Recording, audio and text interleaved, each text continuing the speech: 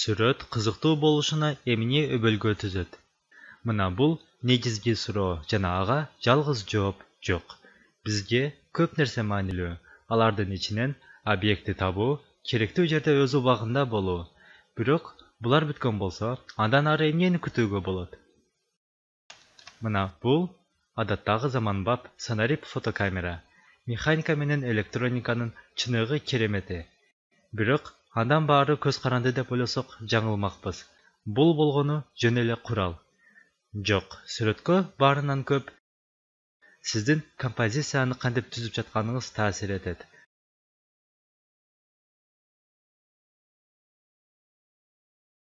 Карагылачы, кантип оператор мени кадрга алды.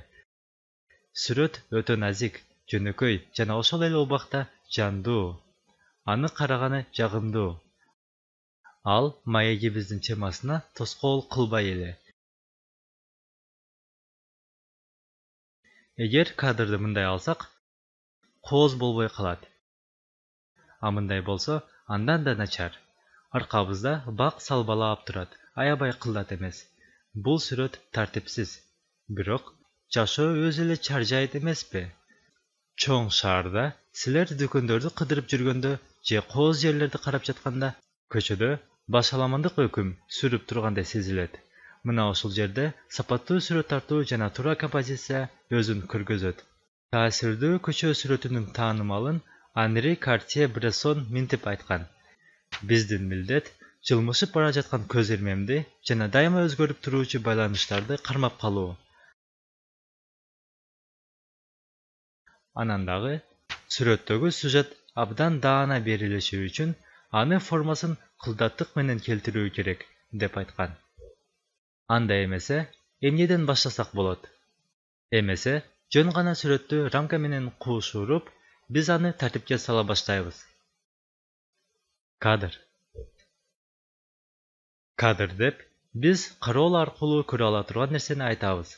Фототасманын учурунан баштап, анын абдан таралган форматы 3:2. Башка форматтар дагы бар, бирок азырынча буга токтотолу.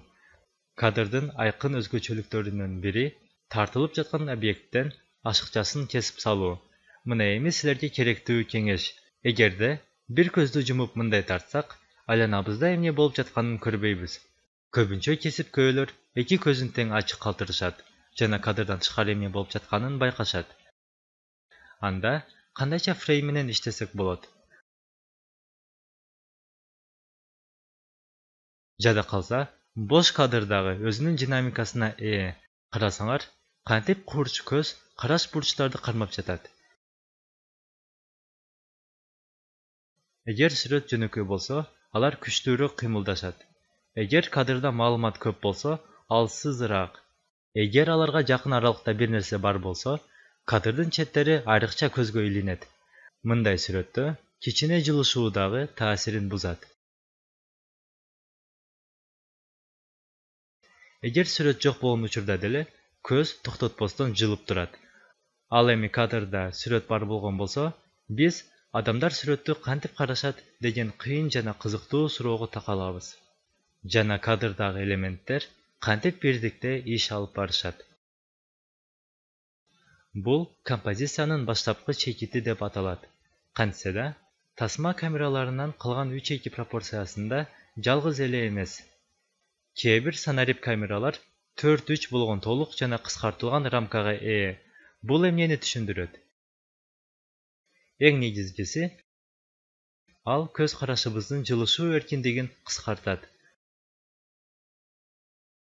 Айырмасы чоң эмес, бирок бул рамкадагы сүрөт тыгызыраак. Бул фотокамера кадрдын форматын тандоо мүмкүнчүлүгүн берет.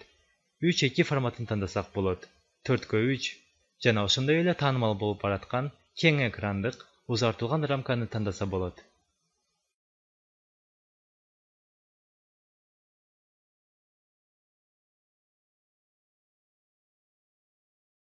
Бул жана башка кең форматтар кинематографта көптөн бери колдонулуп келет. Ошондуктан баарына белгилүү жана телеберүүлөргө кире баштады. Бул аябай сүкүмдүү кадр форматы. Жана бардык нерсе көрүүнүн түзүлүшүндө биз табигый түрдө горизонталдуу көрүнүштөрдү жакшы деп табабыз. Бул таң калышсыз эле го, себеби дүйнө биздин алдыбызда жайылып турат. Башкача айтканда, алдыбызда чиркөө же бийик имарат туш келгиче, биздин көзүбүз мунун баарын кабыл албайт. Ал мейкиндикти скандайт. Ушунчалык тез скандагандыктан биз аны байкабай калабыз. Так ортосунда биз ачык айкын көрүнүштү көрөбүз.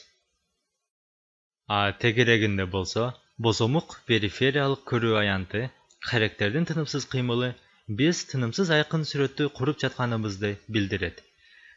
Биздин көздөрүбүз ар тараптуу кыймылдаганга көнүшкөн. Биздин көрүү талабыбыз ушул сыяктуу.